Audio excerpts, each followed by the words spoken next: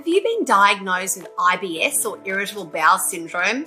Are you wondering what this diagnosis even means? It feels like so many people have IBS or Irritable Bowel.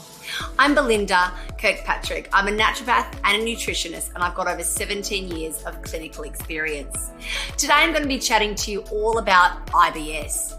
Make sure that you follow us so that you can follow us on Instagram at Happy Mammoth, and also too, you can subscribe to our channel so you don't miss any more of our informative videos. Please let us know in the comments below if you have IBS, if you're managing your IBS naturally, or if you're still at an absolute loss and just have no idea where to start. Some people find that they can manage it really easily, and some people really have difficulties. So IBS, so basically what is IBS? So Irritable Bowel Syndrome. Now a syndrome basically just means a collection of symptoms. So it's not an actual disease or condition in and of itself. It's more the absence of any other disease and condition. So when they've ruled out things like Crohn's disease or a parasitic infection, or say, celiac disease, for example, and these sort of digestive conditions, if you don't have any of those, but you still have negative symptoms, you'll often be diagnosed with Irritable Bowel Syndrome. So as I said, it's just a collection of symptoms. Now that collection of symptoms usually involves bloating, flatulence, churning and gurgling, alternating constipation and diarrhea. Some people will be more predominantly one bowel movement to the other bowel movement, and others will just flip and forward and backwards. They might have 3 or 4 days of constipation, followed by some loose bowels, some churning, gurgling, and then the pattern starts again. It can be really difficult to know what to eat because sometimes it just feels like everything triggers it. A lot of people really can control Irritable Bowel Syndrome though by managing their diet, their lifestyle, and their stress levels. So you've got to remember we've all got this thing called the vagus nerve, which runs from the brain to the gut, and it's what we call a bidirectional nerve, which means that when we're stressed, that inhibits and interferes with our gut function, but also too, when our gut function's not great, maybe we've eaten something we're intolerant to, or something like that, that can then make us feel stressed and anxious as well. So these lifestyle elements are really important in managing irritable bowel, and irritable bowel is quite closely linked or commonly found in association with anxiety as well. You can have them individually, of course, but they do often come together. A lot of people will say that their irritable bowel symptoms have been from childhood.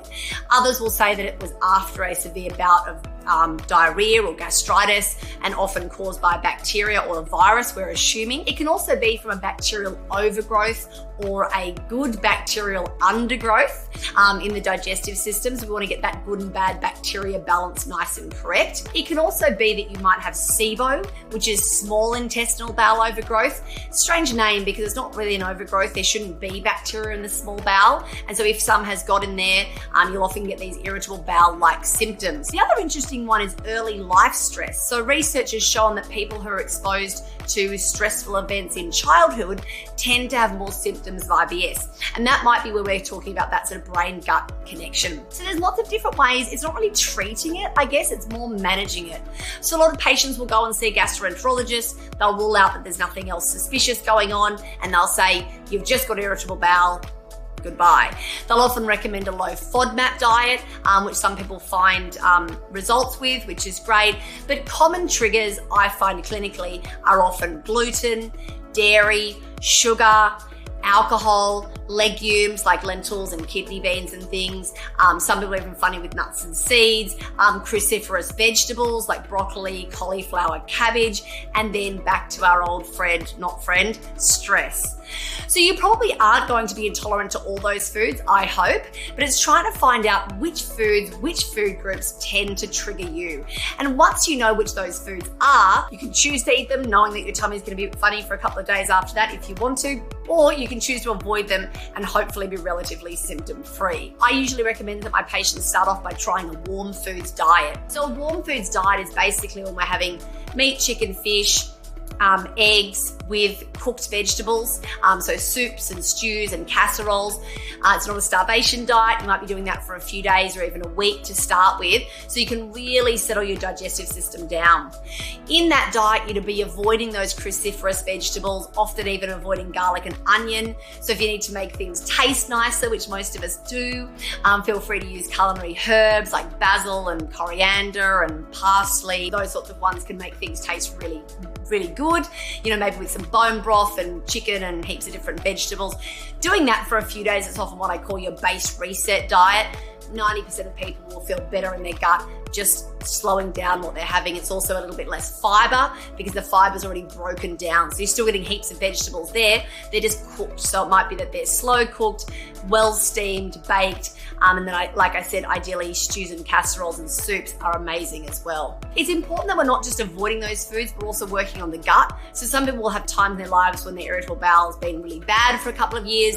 They might not get it for a couple of years and it might flare up again. And what that shows us is it's not necessarily the foods that are the cause, it's more the health of the gut, stress levels, and then what our body can cope with at the time. In this case, I would absolutely prescribe the Happy Mammoth Complete Gut Repair Package. So it's got the collagen protein, so that's helping with the regulation of stomach acid and digestion, and also helps with the repair and the any damage in the gut lining. L-glutamine, one of my favorite amino acids, so it comes from protein, tastes like nothing, which is awesome.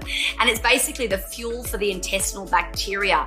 So it helps the good bacteria to grow, but it also heals the lining of the digestive system. It's very, very soothing and will often really help to regulate your bowels. It's one of my favorite products. And lastly, the package also contains bone broth.